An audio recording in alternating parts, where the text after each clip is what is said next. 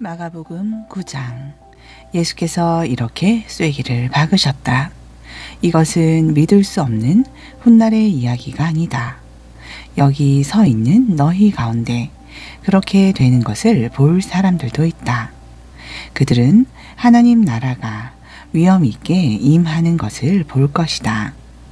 엿새 후에 그들 가운데 세 사람이 정말 그것을 보았다.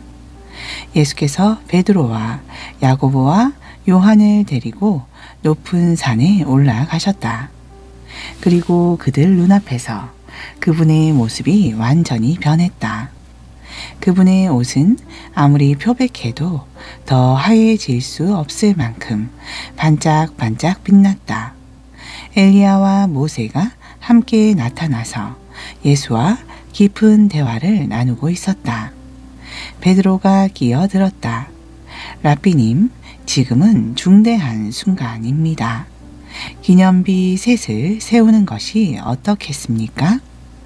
하나는 주님을 위해, 하나는 모세를 위해, 하나는 엘리야를 위해서 말입니다.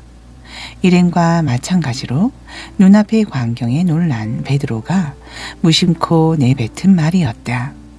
바로 그때 빛처럼 환한 구름이 그들을 덮더니 구름 속 깊은 데서 한 음성이 들려왔다. 이는 내가 사랑으로 구별한 내 아들이다. 그의 말을 들어라. 잠시 후에 제자들이 눈을 비비며 주변을 둘러보니 오직 예수밖에 보이지 않았다.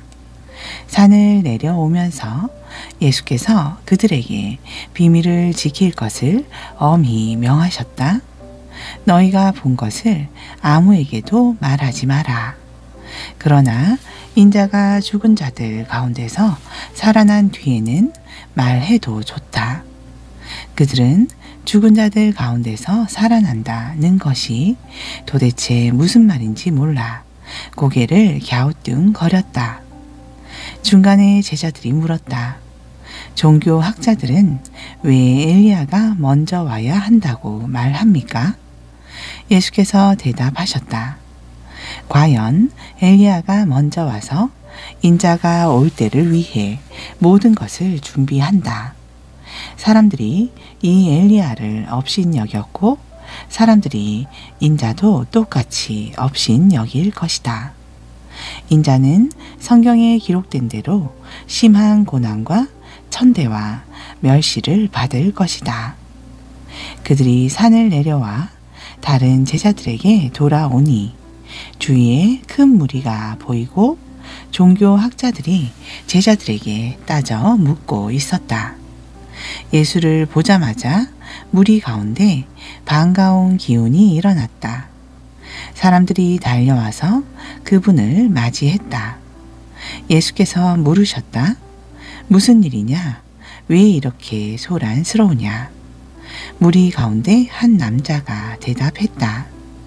선생님, 귀신 때문에 말을 못하는 제 아들을 선생님께 데려왔습니다. 귀신이 사로잡을 때마다 아이가 바닥에 거꾸러져 입에 거품을 물고 이를 갈면서 막대기처럼 굳어집니다.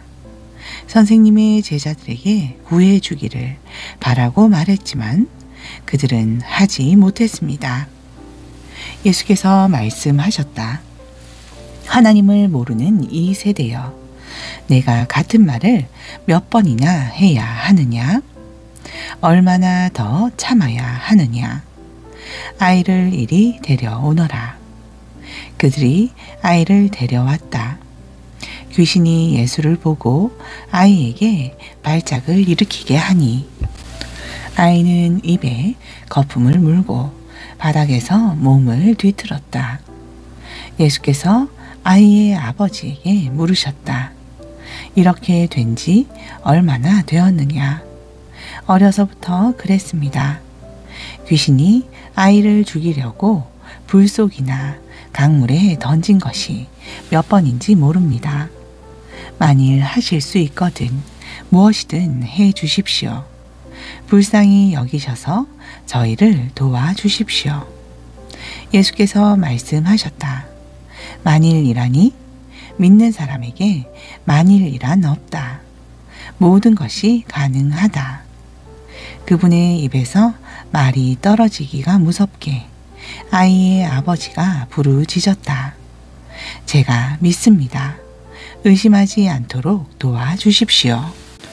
무리가 속속 모여드는 것을 보시고 예수께서 악한 귀신에게 명령하셨다.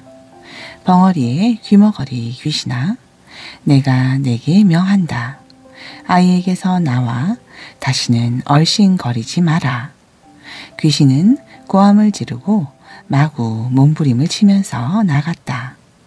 아이는 송장처럼 핏기가 없어졌다.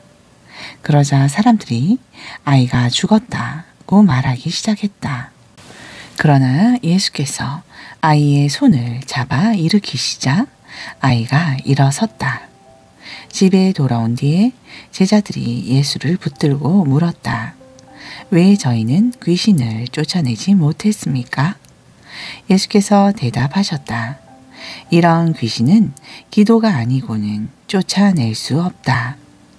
그들은 거기를 떠나서 갈릴리를 지나갔다. 예수께서는 제자들을 가르치고 싶으셔서 아무에게도 일행의 행방을 알리지 않으셨다. 예수께서 그들에게 말씀하셨다. 인자는 하나님과 관계하기를 원치 않는 사람들에게 넘겨질 것이다. 그들이 인자를 죽일 것이다. 죽은 지 사흘 후에 인자는 다시 살아날 것이다. 제자들은 무슨 말씀인지 몰랐으나 묻기도 두려웠다. 그들이 가버나움으로 갔다. 예수께서 집에 계실 때에 제자들에게 물으셨다. 너희가 길에서 토론하던 것이 무엇이냐? 불안한 침묵만 흘렀다. 그들은 자기들 가운데서 누가 가장 큰 사람인지를 두고 서로 입씨름을 벌였던 것이다. 예수께서 자리에 앉아 12 제자에게 말씀하셨다. 너희가 첫 자리를 원하느냐? 그렇다면 끝자리로 가거라. 모든 사람의 종이 되어라. 예수께서 방 한가운데 어린아이 하나를 세우시고 아이를 품에 안으며 말씀하셨다. 누구든지 이 어린아이들 가운데 하나를 나처럼 품으면 곧 나를 품는 것이고 또 나를 훨씬 넘어서서 나를 보내신 하나님을 품는 것이다. 요한이 입을 열었다. 선생님, 어떤 사람이 주님 이름으로 귀신을 쫓아내는 것을 보고 우리가 막았습니다. 그가 우리에게 속한 사람이 아니어서 그렇게 했습니다. 예수께서 기뻐하지 않으셨다. 그를 막지 마라. 내 이름으로 선하고 능력 있는 일을 하고서 바로 나를 깎아내릴 사람은 없다. 그가 적이 아니라면 곧 우리 편이다. 누구든지 내 이름으로 너희에게 물 한 잔만 주어도 그는 우리 편이다. 하나님이 반드시 알아주실 것이다. 그러나 너희가 어린아이처럼 순진하게 믿는 이들 중에 하나를 괴롭히고 못살게 굴거나 그들의 믿음을 이용하면 너희는 곧 후회하게 될 것이다. 차라리 너희 목에 맷돌을 달고 호수 한복판에 뛰어드는 편이 낫다. 내 손이나 발이 하나님께 방해가 되거든 찍어 내버려라. 손이나 발이 없더라도 살아있는 것이 두 손과 두 발을 보란 듯이 가지고서 영원히 불타는 용광로 속에 있는 것보다 낫다. 또 내 눈이 너를 하나님에게서 멀어지게 하거든 뽑아 내버려라. 한눈으로 살아있는 것이 지옥불 속에서 2.0 시력을 발휘하는 것보다 낫다. 머지않아 모든 사람이 재련의 불 속을 지나겠지만 너희는 영원한 불꽃으로부터 보호받고 보존될 것이다. 너희는 스스로 보존하는 자가 되어라. 평화를 지키는 자가 되어라. 10장. 예수께서 거기에서 떠나 요단강 건너편 유대의 지방으로 가셨다. 매번 그러듯이 무리가 따라왔고 예수께서는 늘 하시던 대로 그들을 가르치셨다. 바리새인들이 예수를 괴롭힐 요량으로 다가와서 물었다. 남자가 아내와 이혼하는 것이 율법에 맞습니까? 예수께서 말씀하셨다. 모세가 뭐라고 명령했느냐? 그들이 대답했다. 모세는 이혼 증서를 써주고 아내와 이혼해도 된다고 허락했습니다. 예수께서 말씀하셨다. 모세는 단지 너희의 사악한 마음을 염려해서 그 명령을 기록한 것이다. 처음 창조 때부터 하나님께서는 남자와 여자를 지어 함께 있게 하셨다. 그래서 남자는 부모를 떠나 여자와 결혼하여 한 몸이 된다. 더 이상 둘이 아니라 새롭게 연합하여 한 몸을 이루는 것이다. 남자와 여자의 이 유기적인 연합은 하나님께서 창조하신 것이다. 그분의 작품을 모독해서는 안 된다. 집에 돌아와서 제자들이 다시 그 이야기를 꺼냈다. 예수께서 그들에게 단도직입적으로 말씀하셨다. 다른 여자와 결혼하려고 자기 아내와 이혼하는 남자는 아내에게 간음하는 것이다. 또한 다른 남자와 결혼하려고 자기 남편과 이혼하는 여자도 남편에게 간음하는 것이다. 사람들이 예수께서 만져주시기를 바라며 그분께 아이들을 데려왔다.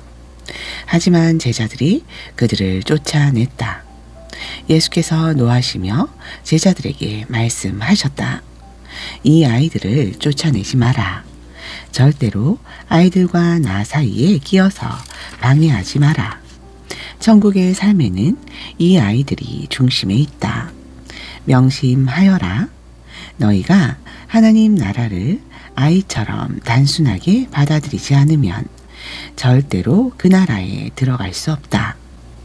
그러고 나서 예수께서 아이들을 품에 안으시고 손을 얹어 축복하셨다. 예수께서 길을 나서는데 한 사람이 달려와서 정중하게 그분을 맞으며 물었다. 선하신 선생님, 제가 무엇을 해야 영원한 생명을 얻겠습니까? 예수께서 말씀하셨다. 어째서 나를 선하다고 하느냐? 오직 하나님 한 분 외에는 선하신 분이 없다. 계명에 살인하지 마라, 간음하지 마라, 도둑질하지 마라, 거짓말하지 마라, 속이지 마라, 내 부모를 공경하라 하지 않았더냐? 그가 말했다. 선생님, 그 계명들은 제가 어려서부터 다 지켰습니다. 예수께서 그의 눈을 주목하여 보시더니 그를 사랑스럽게 여기셨다. 예수께서 말씀하셨다. 하나 남은 것이 있다. 가서 내가 가진 것을 다 팔아서 가난한 사람들에게 주어라. 그러면 내 모든 부가 하늘에 쌓아두는 부가 될 것이다. 그런 다음 와서 나를 따라라. 그 사람의 얼굴이 어두워졌다. 그가 전혀 예상치 못했던 말이어서 그는 무거운 마음으로 예수를 떠나갔다. 그는 많은 것을 움켜쥐고 있었고 그것을 놓을 마음이 없었다. 예수께서 제자들을 보며 말씀하셨다. 많이 가진 사람이 하나님 나라에 들어가는 것이 얼마나 어려운지 아느냐. 제자들은 들으면서도 그 말이 믿어지지 않았다. 예수께서 계속해서 말씀하셨다. 얼마나 어려운지 너희는 상상도 못할 것이다. 내가 말하는데 부자가 하나님 나라에 들어가는 것보다 낙타가 바늘 위로 지나가는 것이 더 쉽다. 그 말에 제자들이 크게 당황했다. 그러면 어느 누가 가망이 있겠습니까? 그들이 물었다. 예수께서 잘라 말씀하셨다. 너는 힘으로 해낼 수 있다고 생각하면 전혀 가망이 없다. 그러나 하나님께 맡기면 얼마든지 가능한 일이다. 베드로가 다른 시각에서 이야기를 꺼냈다. 우리는 모든 것을 버리고 주님을 따랐습니다. 예수께서 말씀하셨다. 내 말을 명심하여라. 나와 메시지 때문에 집과 형제 자매와 부모와 자식과 땅과 그 어떤 것을 희생하고서 손해볼 사람은 아무도 없다. 그들은 그 모두를 받되 여러 배로 돌려받을 것이다. 다만 어려움도 함께 받을 것이다. 영원한 생명도 덤으로 받을 것이다. 다시 한번 말한다. 이것은 위대한 반전이다. 먼저였으나 나중되고 나중이었으나 먼저 될 사람이 많을 것이다. 다시 그들은 예루살렘으로 향했다. 예수께서 앞장서셨고 제자들은 적잖이 당황스럽고 두려운 마음으로 그분을 따르고 있었다. 예수께서 12 제자를 데려다가 이후에 있을 일을 되풀이해서 말씀하셨다. 내 말을 잘 들어라. 우리는 지금 예루살렘으로 올라가는 길이다. 그곳에 가면 인자는 종교 지도자와 학자들에게 넘겨질 것이다. 그들은 인자에게 사형을 선고할 것이다. 그리고 인자를 로마 사람들에게 넘겨주어 조롱하고 침뱉고 고문하고 죽일 것이다. 그러나 사흘 후에 인자는 다시 살아날 것이다. 세베대의 2 아들인 야고보와 요한이 예수께 다가왔다. 선생님, 우리에게 꼭 해주셨으면 하는 일이 있습니다. 무엇이냐? 내가 할 만한 일인지 보자. 그들이 말했다. 주님께서 영광을 받으실 때 우리에게도 최고 영광의 자리를 주셔서 하나는 주님 오른편에 하나는 주님 왼편에 있게 해 주십시오. 예수께서 말씀하셨다. 너희는 너희가 무엇을 구하는지 모른다. 너희는 내가 마시는 잔을 마시고 내가 받을 세례를 받을 수 있겠느냐? 그들이 말했다. 물론입니다. 왜 못하겠습니까? 예수께서 말씀하셨다. 생각해 보니 너희는 과연 내가 마시는 잔을 마시고 내가 받을 세례를 받을 것이다. 그러나 영광의 자리를 주는 것은 내 소관이 아니다. 그것과 관련해서는 다른 조치가 있을 것이다. 다른 10 제자가 이 대화를 듣고 야고보와 요한에게 분통을 터뜨렸다. 예수께서 그들을 불러놓고 바로잡아 주셨다. 하나님을 모르는 통치자들이 얼마나 위세를 부리는지, 사람들이 작은 권력이라도 얻으면 거기에 얼마나 빨리 취하는지 너희는 보았다. 너희는 그래서는 안 된다.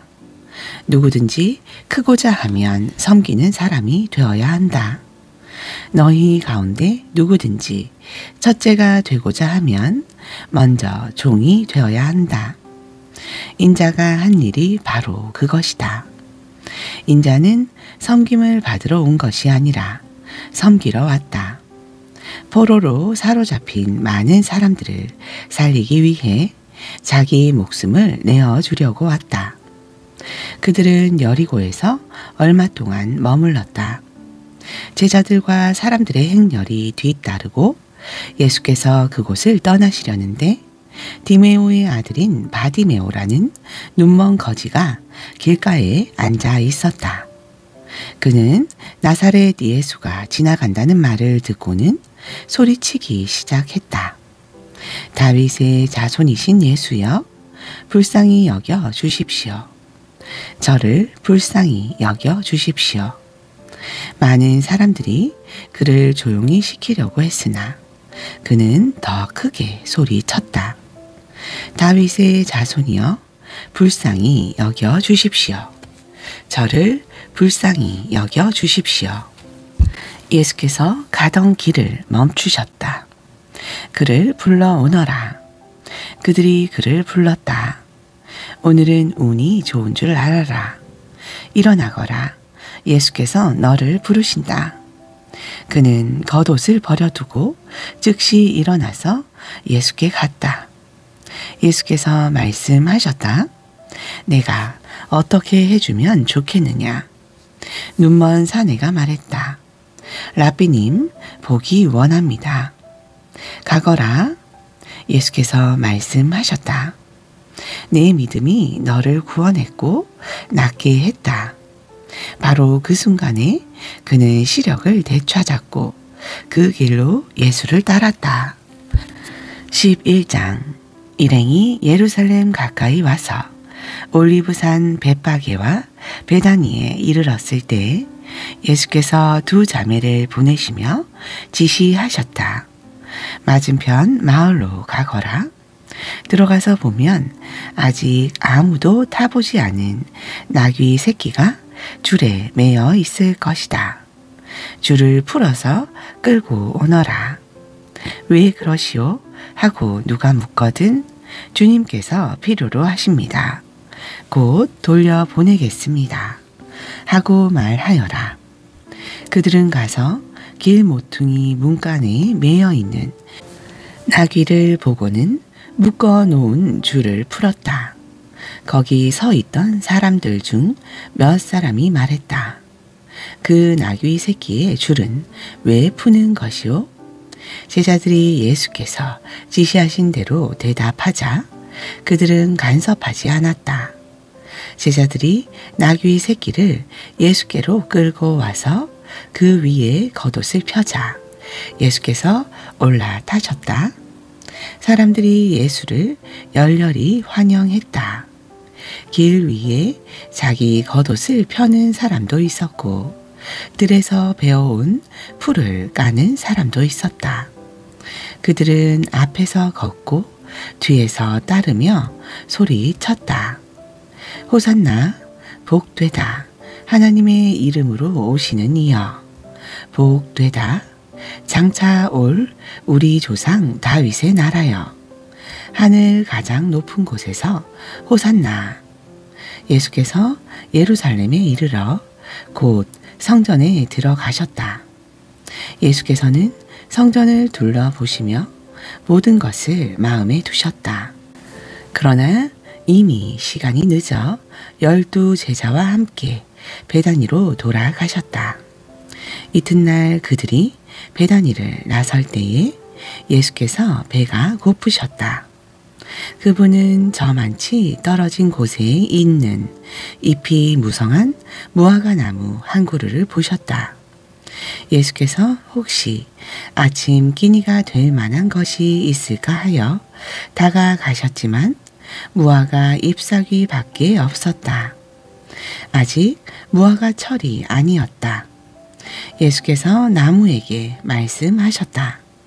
다시는 아무도 내게서 열매를 먹지 못할 것이다. 제자들도 그 말을 들었다. 그들이 예루살렘에 도착했다. 예수께서 즉시 성전에 들어가셔서 거기에 상점을 차려놓고 사고 파는 사람들을 모두 쫓아내셨다.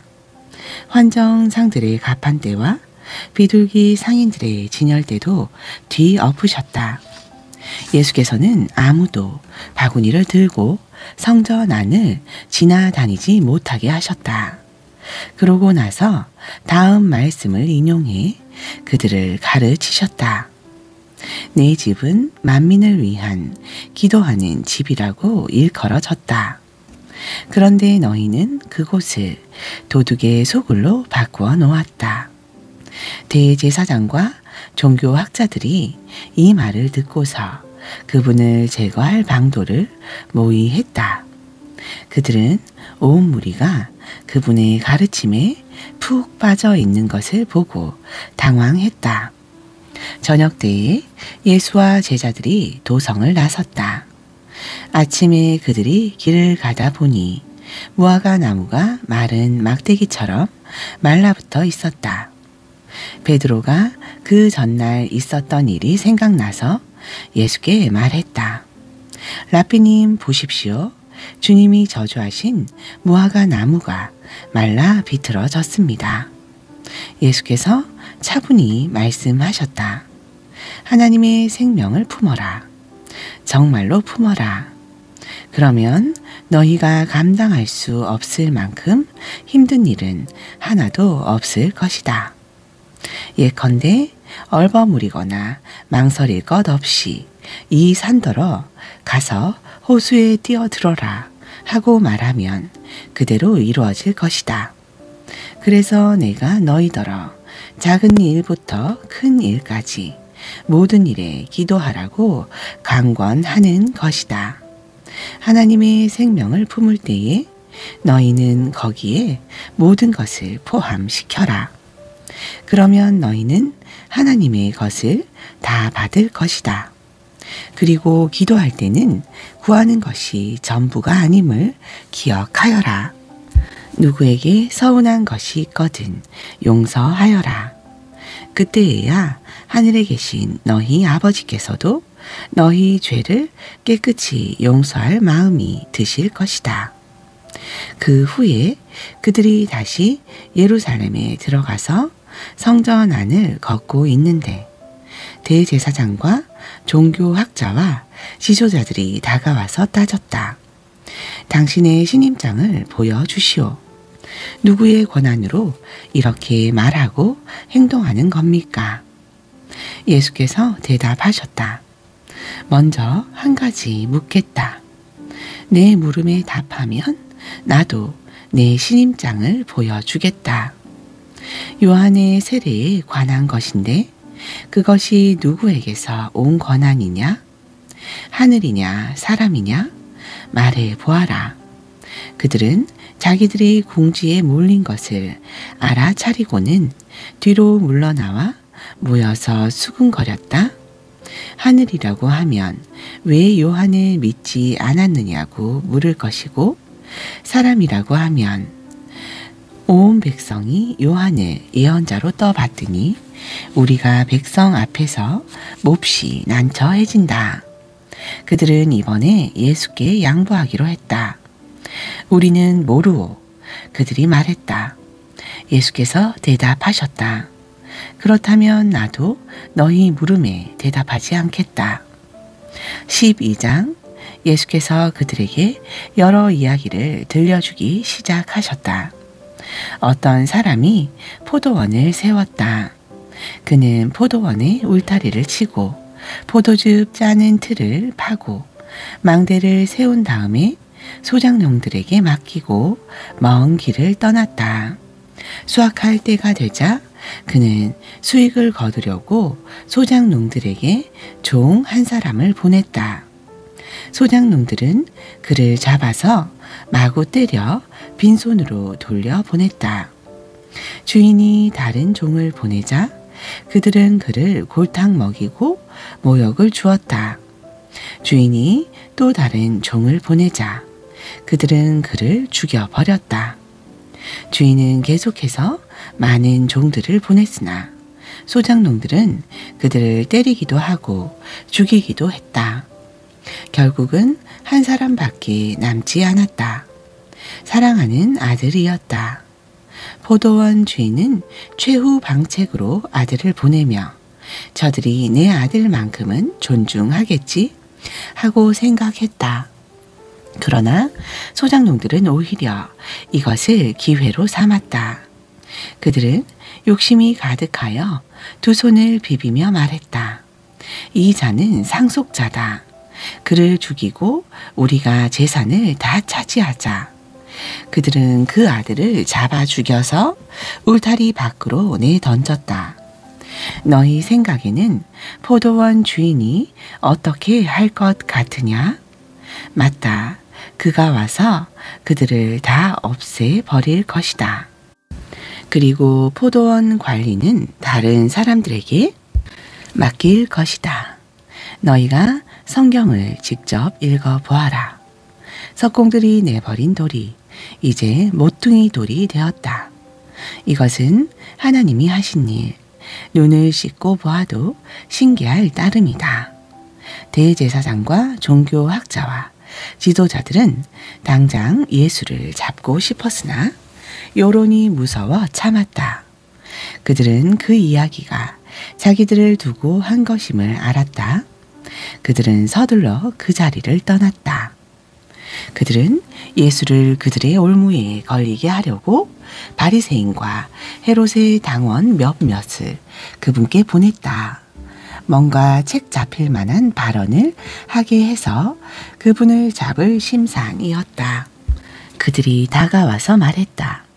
선생님, 우리가 알기로 당신은 진실하고 여론에 개의치 않으며 배우는 사람들의 비위에 맞추지 않고 하나님의 도를 정확히 가르칩니다. 그러니 우리한테 말해 주십시오. 황제에게 세금을 내는 것이 법에 맞습니까? 맞지 않습니까? 예수께서 그 질문이 계략임을 아시고 말씀하셨다. 왜 나를 속이려고 드느냐? 동전을 가져다가 내게 보여라. 그들이 예수께 동전을 건넸다. 여기 새겨진 얼굴이 누구 얼굴이냐? 그리고 이 위에 있는 것이 누구 이름이냐? 그들이 말했다. 황제입니다. 예수께서 말씀하셨다. 황제의 것은 황제에게 주고 하나님의 것은 하나님께 드려라. 그들은 말문이 막혀 입이 떡 벌어졌다. 부활의 가능성을 일절 부인하는 사두개파 사람 몇이 예수께 다가와서 물었다. 선생님, 모세는 기록하기를 남자가 자식 없이 아내를 두고 죽으면 그 동생이 형수와 결혼해서 자식을 낳아줄 의무가 있다고 했습니다. 한 번은 7 형제가 있었습니다. 마지가 결혼했는데 자식 없이 죽었습니다. 둘째가 형수와 결혼했으나 역시 자식 없이 죽었습니다. 셋째도 그러했습니다. 7 형제가 다 차례대로 그렇게 했으나 자식이 없었습니다. 마지막에는 여자도 죽었습니다. 7 형제가 모두 그 여자의 남편이었습니다. 그들이 부활 때에 다시 살아나면 그 여자는 누구의 아내가 됩니까? 예수께서 말씀하셨다. 너희는 크게 잘못 생각하고 있다. 첫째로, 너희는 성경을 모른다. 둘째로, 너희는 하나님께서 일하시는 방식을 모른다. 죽은 사람이 살아난 뒤에는 결혼할 일이 없다. 그때의 사람들은 천사들처럼 되어서 하나님과 최고의 기쁨과 친밀함을 나눌 것이다. 그리고 죽은 사람이 다시 살아나는지에 대해서인데 너희는 성경도 읽지 않느냐? 하나님께서는 떨기나무에서 모세에게 나는 아브라함의 하나님, 이삭의 하나님, 야곱의 하나님이다 라고 말씀하셨다. 이었다라고 말씀하지 않으셨다. 살아계신 하나님은 죽은 자의 하나님이 아니라 산 자의 하나님이시다. 너희가 몰라도 한참 모르고 있다. 종교학자 한 사람이 다가왔다. 그는 질문과 대답이 열띠게 오가는 것을 듣고 또 예수께서 예리하게 답하시는 것을 보고 이렇게 질문했다. 모든 계명 가운데서 가장 중요한 계명이 무엇입니까? 예수께서 말씀하셨다. 가장 중요한 계명은 이것이다. 이스라엘아, 들어라. 주 너의 하나님은 한 분이시니 내 열정과 간구와 지성과 힘을 다해 주 너의 하나님을 사랑하라. 둘째는 이것이다. 내 자신을 사랑하는 것 같이 다른 사람을 사랑하라. 이것에 견줄 만한 다른 계명은 없다. 종교학자가 말했다. 선생님, 훌륭한 답입니다. 하나님은 한 분이시고 다른 이가 없다는 말씀은 아주 명쾌하고 정확합니다. 그리고 열정과 지성과 힘을 다해 그분을 사랑하는 것과 자기 자신을 사랑하는 것 같이 다른 사람을 사랑하는 것은 모든 재물과 희생을 다 합한 것보다도 낫습니다. 예수께서 그의 남다른 통찰력을 보고 말씀하셨다. 내가 하나님 나라 문턱에까지 와 있다. 그 후로는 아무도 그분께 묻는 사람이 없었다. 예수께서 성전에서 가르치던 중에 물으셨다. 어째서 종교학자들은 메시아가 다윗의 자손이라고 하느냐? 우리가 다 아는 것처럼 다윗은 성령의 감동을 받아 이렇게 말했다. 하나님께서 내 주님께 말씀하셨다. 내가 내 원수들을 내 발 아래에 둘 때까지 너는 여기 내 오른편에 앉아 있어라. 다윗이 여기서 메시아를 내 주님이라고 부르는데 메시아가 어떻게 다윗의 자손이 될 수 있느냐? 큰 무리가 즐거이 그 말씀을 들었다. 예수께서 계속 가르치셨다. 종교학자들을 조심하여라. 그들은 가운을 입고 다니며 사람들의 치켜 세우는 말에 우쭐하고 중요한 자리를 차지하면서 교회의 모든 행사에서 상석에 앉기를 좋아한다. 언제나 그들은 연약하고 무력한 사람들을 착취한다. 그들의 기도가 길어질수록 그들의 상태는 더 나빠진다. 마지막에 그들은 그 값을 치르게 될 것이다. 예수께서 헌금함 맞은편에 앉으셔서 사람들이 헌금함에 돈 넣는 것을 보고 계셨다. 많은 부자들이 큰 돈을 바치고 있었다. 그때 한 가난한 과부가 다가와서 작은 동전 2개를 넣었다. 겨우 동전 2개였다. 예수께서 제자들을 불러놓고 말씀하셨다. 과연 이 가난한 과부가 헌금함에 넣은 것이 다른 사람들이 넣은 것을 다 합한 것보다 크다. 다른 사람들은 아깝지 않을 만큼 헌금했지만 이 여자는 자기 형편보다 넘치도록 드렸다. 자신의 전부를 드린 것이다. 13장. 예수께서 성전을 떠나시는데 제자 가운데 한 사람이 말했다. 선생님, 저 석조물과 건물들을 보십시오. 예수께서 말씀하셨다. 내가 이 웅장한 건축물에 감동하느냐? 저 건물의 돌 하나하나가 결국 잔의 더미가 되고 말 것이다. 이후에 예수께서 성전이 한눈에 내려다 보이는 올리브 산에 앉으셨을 때 베드로와 야고보와 요한과 안드레가 그분께 따로 다가와 물었다. 말씀해 주십시오. 그런 일이 언제 일어나겠습니까? 때가 막바지에 이를 때에 우리에게 어떤 징조가 있겠습니까? 예수께서 입을 여섰다. 사이비 종말론자들을 조심하여라. 많은 지도자들이 정체를 숨기고 나타나서 내가 그다 라고 주장할 것이다. 그들이 많은 사람들을 현혹할 것이다. 전쟁 소식을 듣거나 전쟁이 일어나리라는 소문을 듣거든 당황하지 말고 침착하여라. 그것은 역사에 늘 반복되는 일일 뿐 아직 종말의 징조는 아니다. 나라와 나라가 싸우고 통치자와 통치자가 싸우는 일이 계속될 것이다. 곳곳마다 지진이 있을 것이다. 기근도 있을 것이다. 그러나 이것은 앞으로 닥칠 일에 비하면 아무것도 아니다. 조심하여라. 사람들이 너희를 법정으로 끌고 갈 것이다.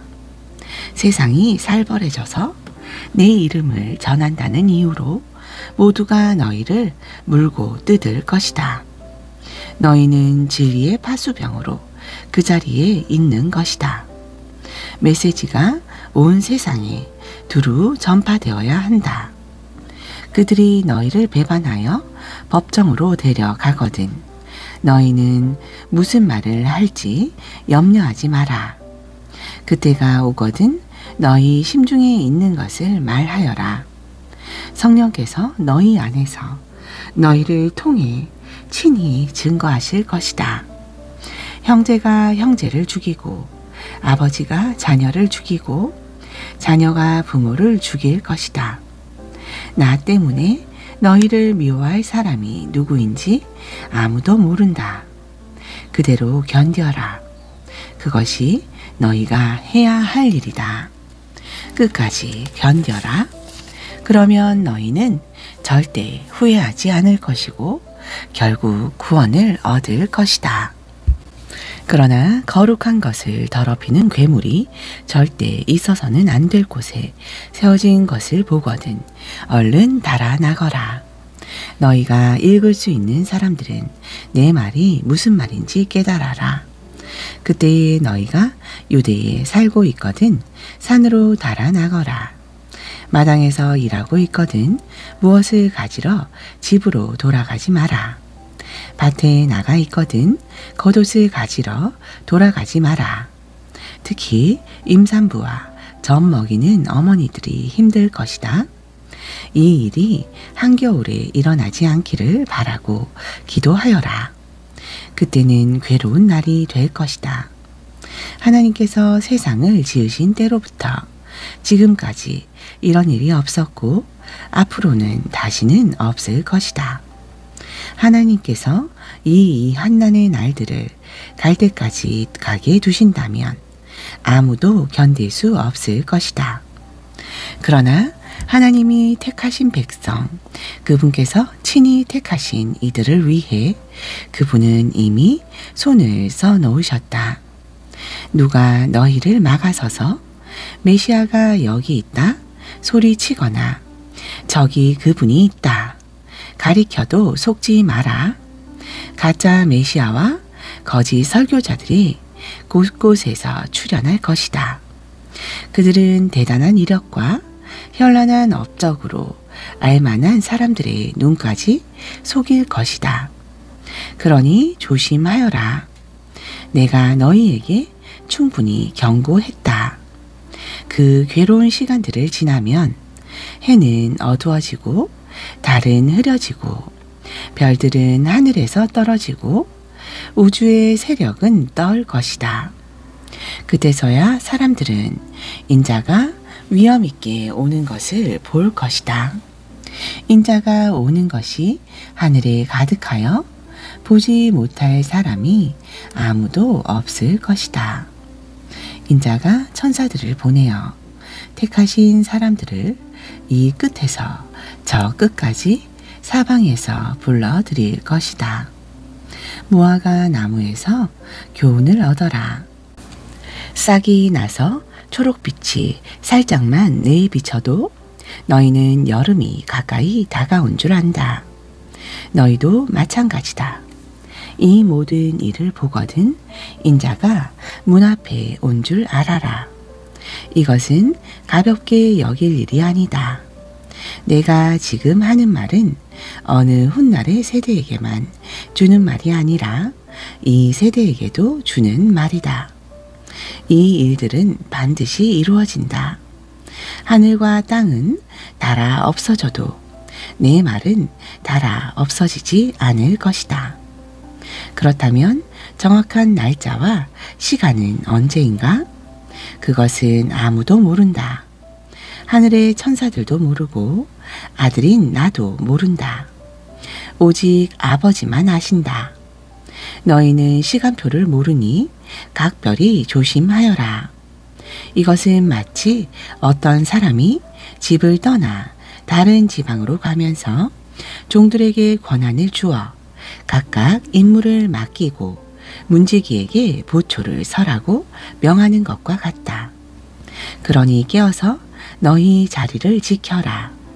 집주인이 언제 돌아올지, 저녁일지 한밤중일지 새벽일지 아침일지 너희는 모른다.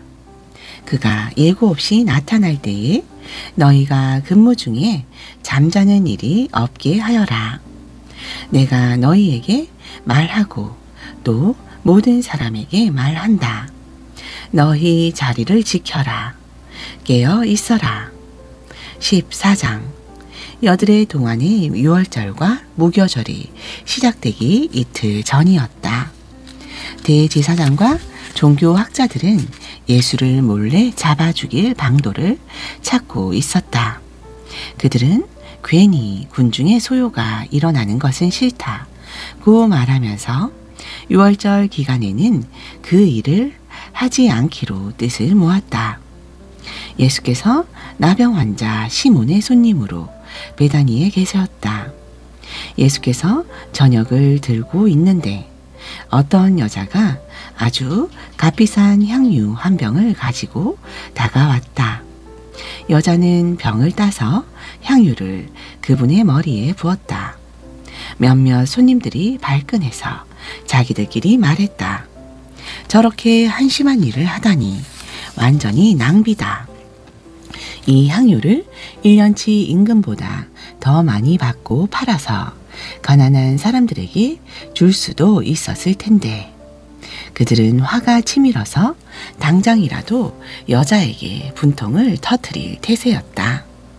그러나 예수께서 말씀하셨다. 가만두어라. 너희는 어째서 이 여자를 괴롭게 하느냐. 이 여자는 지금 나한테 말할 수 없이 소중한 일을 한 것이다. 가난한 사람들은 평생 동안 너희와 함께 있을 것이다. 너희는 언제라도 마음 내키면 그들에게 무언가 해줄 수 있다. 그러나 내게는 그렇지 않다. 이 여자는 기회 있을 때에 자기가 할 수 있는 일을 한 것이다. 내 몸에 미리 기름을 부어 내 장례를 준비한 것이다. 내가 분명히 말한다. 온 세상에 메시지가 전파되는 곳마다 지금 이 여자가 한 일도 알려져 칭송받을 것이다. 12 제자 가운데 하나인 가룟 유다가 예수를 배반할 작정으로 대제사장의 무리에게 갔다. 그들은 자신들의 귀를 의심했고 그에게 두둑한 보상을 약속했다. 그때부터 유다는 예수를 넘겨줄 적당한 기회를 노렸다.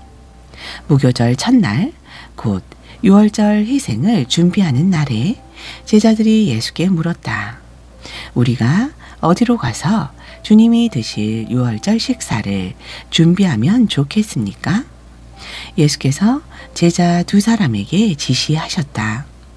시내로 들어가거라. 그러면 물 한 동이를 지고 가는 사람을 만날 것이다. 그를 따라가거라. 그가 어느 집으로 들어가든지 그 집 주인에게 선생님께서 제자들과 함께 유월절 식사를 할 방이 어디 있냐고 물어보십니다. 하고 말하여라. 그가 너희에게 이미 청소를 마친 넓은 다락방을 보여줄 것이다. 거기서 우리를 위해 식사를 준비하여라. 제자들이 떠나 시내에 가보니 모든 것이 예수께서 말씀하신 그대로였다. 그들은 유월절 식사를 준비했다. 해가 진 후에 예수께서 12 제자를 데리고 오셨다. 그들이 식탁에 앉아 저녁을 먹고 있는데 예수께서 말씀하셨다. 괴롭지만 너희에게 중요한 말을 해야겠다. 지금 나와 함께 먹고 있는 너희 가운데 한 사람이 음모를 꾸미는 세력에게 나를 넘겨줄 것이다. 그들이 소스라치게 놀라서 한 사람씩 돌아가며 묻기 시작했다. 저는 아니지요? 예수께서 말씀하셨다. 12명 가운데 한 사람, 곧 나와 같은 그릇에서 함께 먹는 사람이 그다. 인자가 배반당하는 것이 성경에 기록되어 있으니 이것이 전혀 뜻밖의 일은 아니다. 그러나 인자를 배반하여 넘겨줄 그 사람은 그 일을 하느니 차라리 태어나지 않았으면 좋았을 것이다. 식사 중에 예수께서 빵을 들어 축복하시고 떼어서 그들에게 주시며 말씀하셨다. 받아라, 이것은 내 몸이다. 또 잔을 들어 하나님께 감사하신 후에 그들에게 주셨고 그들은 다 그 잔을 돌려 마셨다. 예수께서 말씀하셨다. 이것은 내 피다. 많은 사람들을 위해 붓는 하나님의 새 언약이다. 하나님 나라에서 마실 새날까지 내가 다시는 포도주를 마시지 않을 것이다. 그들은 찬송을 부르고 곧장 올리브 산으로 갔다. 예수께서 제자들에게 말씀하셨다. 너희 모두 세상이 무너지는 듯한 심정이 들 텐데 그것이 나 때문이라고 생각할 것이다. 성경은 이렇게 말한다. 내가 목자를 치리니 양들이 허둥지둥 될 것이다. 그러나 내가 다시 살아난 뒤에는 너희보다 앞장서 갈릴리로 갈 것이다. 베드로가 불쑥 말했다. 모든 것이 무너지고 모두가 주님을 부끄러워하더라도 저는 그러지 않겠습니다. 예수께서 말씀하셨다. 너무 자신하지 마라. 오늘 바로 이 밤 수탉이 2번 울기 전에 내가 나를 3번 부인할 것이다. 베드로가 거세게 반발했다. 주님과 함께 죽는 한이 있더라도 절대로 주님을 부인하지 않겠습니다. 다른 제자들도 모두 똑같이 말했다. 그들이 겟세마네라는 곳에 이르렀다. 예수께서 제자들에게 말씀하셨다. 내가 기도하는 동안에 너희는 여기 앉아 있어라. 예수께서 베드로와 야고보와 요한을 데리고 가셨다. 예수께서 두려움과 깊은 근심에 빠지셨다. 예수께서 그들에게 말씀하셨다.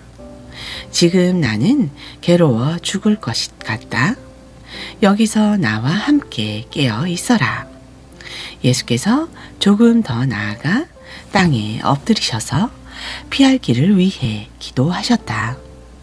아빠, 아버지께서는 나를 여기서 벗어나게 하실 수 있습니다. 이 잔을 내게서 거두어 주십시오. 그러나 내가 원하는 대로 하지 마시고 아버지께서 원하시는 대로 행하십시오. 아버지께서 원하시는 것이 무엇입니까? 예수께서 돌아와 보니 제자들이 곤히 잠들어 있었다. 예수께서 베드로에게 말씀하셨다. 시몬아, 내가 자다니 어찌 내게 이럴 수 있느냐? 단 1시간도 나와 함께 견딜 수 없더냐? 깨어 있어라. 자신도 모르게 위험지대에 들어서는 일이 없도록 기도하여라. 세상을 몰라서는 안 된다. 너는 하나님 안에서 무엇이든 열심히 할 각오가 되어 있다면 한편으로는 난로가에 잠든 늙은 개처럼 나른하구나. 예수께서 다시 가서 똑같은 기도를 드리셨다. 예수께서 돌아와 보니 이번에도 제자들이 곤히 잠들어 있었다. 도저히 눈이 떠지지 않았던 것이다. 그들은 무슨 말로 변명해야 할지 몰랐다. 예수께서 3번째로 돌아와 말씀하셨다. 밤새도록 자려느냐? 아니다. 잠은 충분히 잤다. 때가 되었다. 인자가 죄인들의 손에 팔린다. 일어나거라. 가자. 나를 배반할 자가 왔다. 예수의 입에서 그 말이 떨어지자마자 12 제자 가운데 하나인 유다가 나타났다. 그 곁에는 대제사장과 종교학자와 지도자들이 보는 폭력배가 칼과 몽둥이를 들고 함께 있었다. 배반자는 그들과 암호를 짜두었다. 내가 입 맞추는 사람이 바로 그 자니 그를 잡으시오. 절대 도망치지 못하게 하시오. 그는 곧장 예수께 가서 라삐님 하고 그분께 입을 맞추었다. 그러자 무리가 그분을 붙잡아 거칠게 다루었다. 거기 서 있었던 사람들 가운데 하나가 칼을 뽑아 휘둘러서 대제사장의 종의 귀를 잘라버렸다. 예수께서 그들에게 말씀하셨다. 내가 위험한 범죄자라도 되는 것처럼 칼과 몽둥이로 나를 잡으러 오다니 이게 무슨 짓이냐? 내가 날마다 성전에 앉아서 가르쳤지만 너희는 내게 손 하나 대지 않았다. 사실 너희가 한 일은 예언자의 글을 확증하는 것이다. 제자들은 모두 황급히 달아났다. 한 청년이 예수를 따라가고 있었다. 그는 훗입을 하나만 몸에 걸치고 있었다. 사람들이 그를 붙잡았으나 그는 훗이불을 버려둔 채 벌거벗은 몸으로 급히 달아났다. 그들이 예수를 대제사장에게 끌고 갔다. 거기에 대제사장과 종교 지도자와 학자들이 함께 모여 있었다. 그들이 대제사장의 안뜰에 이를 때까지 베드로는 안전한 거리를 두고 뒤따라갔다. 거기서 그는 하인들 틈에 섞여서 불을 쬐었다. 대제사장들은 유대의회와 공모해 예수께 사형을 선고할 만한 불리한 증거를 찾았지만 하나도 찾지 못했다. 많은 사람들이 자청하여 거짓 죄목을 댔으나 서로 맞지 않아 무효가 되고 말았다. 그 가운데 몇몇 사람들이 일어나서 이런 거짓말을 했다. 우리가 이 자의 말을 들었는데 힘들게 지은 이 성전을 헐고 손 하나 대지 않고도 성전을 사흘 만에 짓겠다고 했습니다. 그러나 그들조차도 증언이 서로 일치하지 않았다. 이때 대제사장이 일어서서 예수께 물었다. 이 증언에 대해 너는 뭐라고 말하겠느냐? 예수께서 침묵하셨다. 아무 말씀도 하지 않으셨다. 대제사장이 다시 나서서 이번에는 이렇게 물었다. 내가 찬양받으실 분의 아들 메시아냐? 예수께서 말씀하셨다. 그렇다. 내가 그다. 너희 눈으로 직접 보게 될 것이다. 전능하신 분의 오른편에 앉은 인자가 하늘 구름을 타고 올 것이다. 대제사장이 흥분해서 자기 옷을 찢으며 소리쳤다. 여러분은 이 말을 들었소? 이러고도 우리에게 무슨 증인이 더 필요하겠소? 그가 하나님을 모독하는 것을 여러분이 들었소. 여러분은 이 신성 모독을 그냥 두고 볼 셈이요. 그들은 일제히 예수를 정죄했다. 사형 선고가 내려졌다. 그들 가운데 몇 사람이 예수께 침을 뱉었다. 그들은 예수의 눈을 가린 채 그분을 치면서 말했다. 너를 친 사람이 누구냐? 알아맞혀 봐라. 경비병들은 그분을 주먹과 손바닥으로 때리면서 끌고 갔다. 이 모든 일이 벌어지는 동안 베드로는 안뜰 아래쪽에 있었다. 대제사장의 여종 하나가 들어와서 불을 쬐고 있는 베드로를 유심히 뜯어보며 말했다. 당신도 나사렛 예수와 함께 있지 않았나요? 베드로가 부인했다. 당신이 무슨 말을 하는지 모르겠소. 그는 문간으로 나갔다. 그때에 수탉이 울었다. 여종이 그를 알아보고는 옆에 둘러선 사람들에게 말하기 시작했다. 이 사람도 그들과 한패예요. 베드로는 다시 부인했다. 잠시 후 곁에 있던 사람들이 다시 그 말을 꺼냈다. 당신도 그들 가운데 하나가 틀림없소. 갈릴리 사람이라는 표시가 당신 온몸에 새겨져 있소. 베드로는 너무 두려워서 저주하며 말했다. 나는 당신들이 말하는 그 사람을 본 적도 없소. 바로 그때 두 번째로 수탉이 울었다. 베드로는 수탉이 2번 울기 전에 내가 나를 3번 부인할 것이다 라고 하신 예수의 말씀이 생각났다. 그는 그대로 주저앉아 울었다. 아멘.